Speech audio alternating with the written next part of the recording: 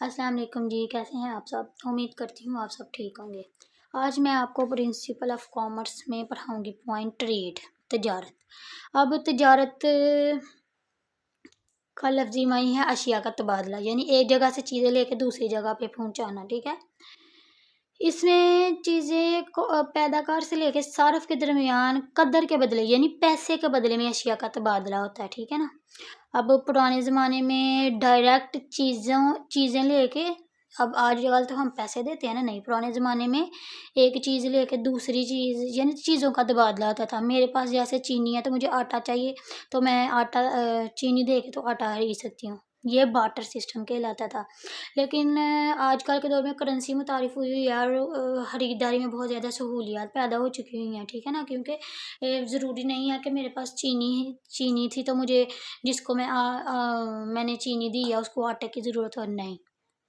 یہ آگے میں آپ کو بتاؤں گی یہ سارا کچھ ڈیٹیلز کے ساتھ۔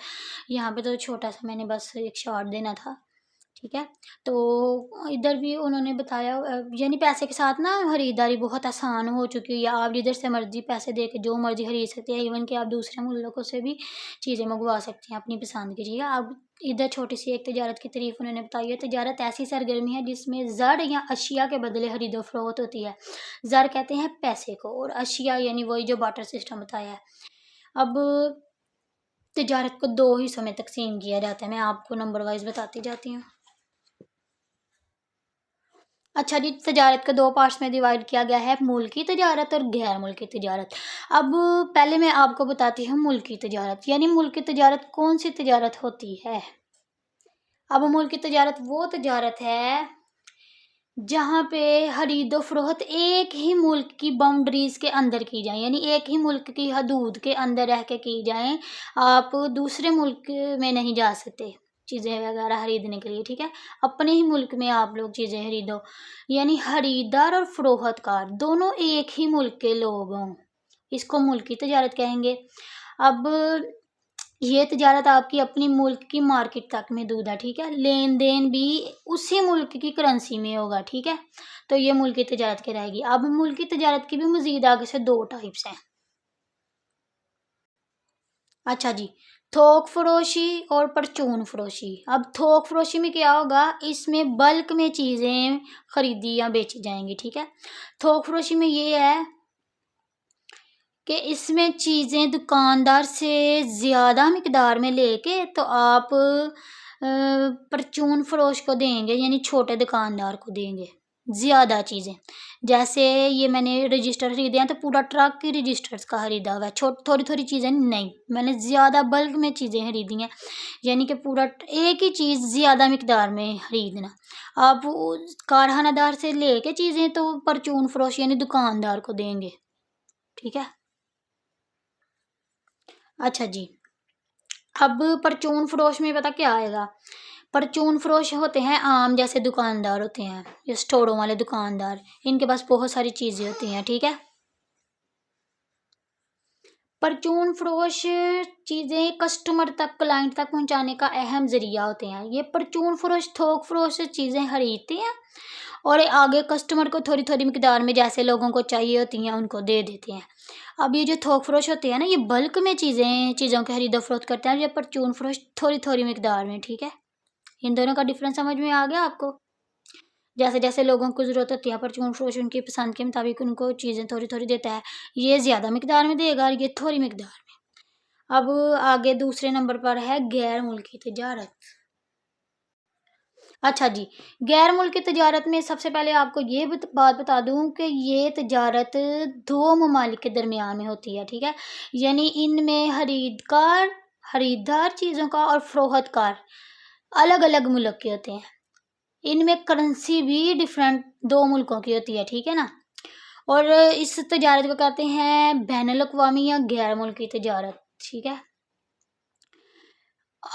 غیر ملکی تجارت کی وجہ سے آپ اپنی بہت سے ممالک، تقریباً دنیا کے سارے ممالک ہی اپنی چیزیں دوسرے ممالک میں فروخت کر سکتے ہیں، ایکسپورٹ کر سکتے ہیں، انگلش میں اس کو ایکسپورٹ بولیں گے، ٹھیک ہے۔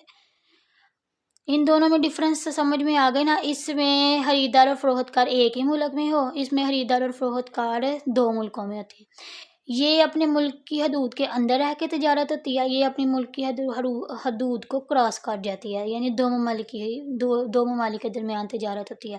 اس میں کرنسی اپنے ملک کی چلتی ہے، اس میں دونوں ممالک کی بین الاقوامی کرنسی چلتی ہیں ڈالرز میں، ٹھیک ہے۔ دونوں، اس کو ملکی تجارت بولیں گے، اس کو غیر ملکی تجارت بولیں گے۔ اس کی بھی 2 اقسام تھی، آگے اس کی 3 اقسام ہے غیر ملکی تجارت کی، ٹھیک ہے۔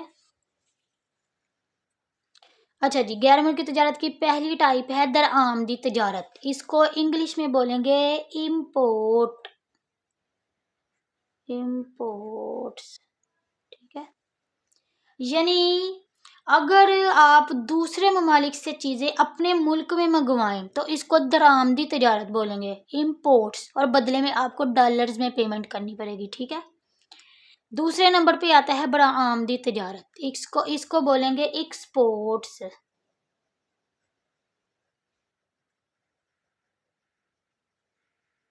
اس میں یعنی کہ آپ اپنے ملک کی بنائی ہوئی چیزیں دوسرے ملک میں بھیجیں گے، فروخت کریں گے، یہ ایکسپورٹس ہوں گی، ٹھیک ہے۔ اور آپ بدلے میں ڈالرز میں پیمنٹس لیں گے، یہ ہمارے ملک کے لیے فائدہ مند ہوتی ہے۔ اس کے ذریعے سے تو ہمارے ملک سے پیسہ جاتا ہے، اس کے ذریعے ہمارے ملک میں پیسہ آتا ہے، دونوں میں ڈیفرنس آ گیا سمجھ میں۔ یہ ہمارے ملک سے ملک میں چیزیں آئیں گی، یہ آنے کا نشان ہے، اور یہ جو اوپر کو ہے یہ جانے کا نشان ہے۔ اس میں چیزیں جائیں گی، اس میں چیزیں آئیں گی۔ تیسرے نمبر پہ آتا ہے انٹرپارٹ تجارت۔ اچھا جی، یہ انٹرپورٹ جو تجارت ہے نا، اس میں پتہ کیا کرتے ہیں ہم لوگ؟ چیزیں دوسرے ممالک سے منگواتے ہیں اپنے ملک میں، اور ان کا مقصد یہ ہوتا ہے کہ دوبارہ سے ہم نے ان چیزوں کو کسی دوسرے ملک کو برآمد کرنا ہوتا ہے۔ یعنی ہم نے، جیسے یہ دیکھیں، یہ ہے پاکستان، ٹھیک ہے، پاکستان میں نے چیزیں منگوائی ہیں، منگوانے کا سائن میں نے آپ کو بتایا ہے یہ۔ اب میں نے ان چیزوں کو بھیجنا ہے انڈیا، ٹھیک ہے۔